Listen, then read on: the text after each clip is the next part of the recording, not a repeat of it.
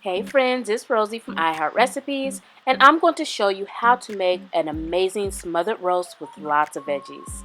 So let's start off with the roast. I have a top round beef roast that I got on sale. Thumbs up for bargains, y'all. I just love a great bargain. So let's set the roast to the side. You'll also need some sliced mushrooms. FYI, if there's anything you don't like, you don't have to use it. I also have my turnips here. I have my beef melody, which is a combination of oregano, rosemary, and thyme.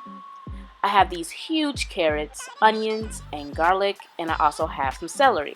So I chopped up the celery, the onions, I peeled and chopped the garlic and the turnips and carrots, and now I'm going to walk over to my stovetop.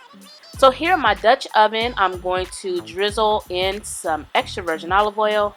I got the oil nice and hot over medium heat, and now I'm going to start adding in my roast. And we want to make sure we brown. Actually, instead of brown, let's sear the meat, okay? We don't just want it brown like that. We want it to look just like this, okay? So once all of the surfaces are nicely seared, we can remove the meat out of our Dutch oven. And if you don't have a Dutch oven, of course, you can do the searing and stuff in a pot. So now we are going to start sprinkling in some all-purpose flour. And once the flour is in there, we're just going to stir until it's a beautiful, rich brown color, just like so. And now we can start pouring in our broth.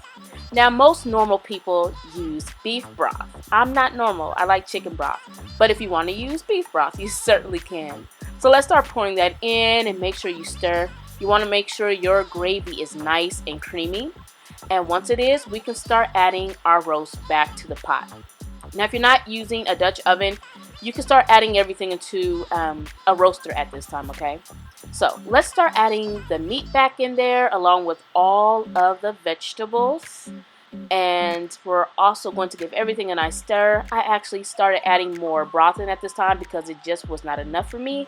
And now I'm going to start adding in all of my herbs. And as you see, I have them tied with butcher spring because that makes it easier for me to fish the herbs out later on.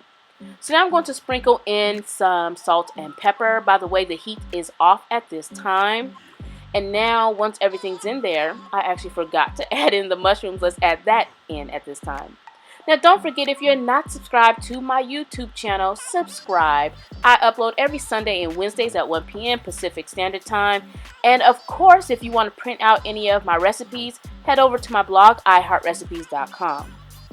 So now we're going to cover this, and I'm going to place it in the oven on 325 Fahrenheit, and I'm going to let it cook for 2 hours. Again, if you don't have a Dutch oven, you can use a roaster when it goes into the oven.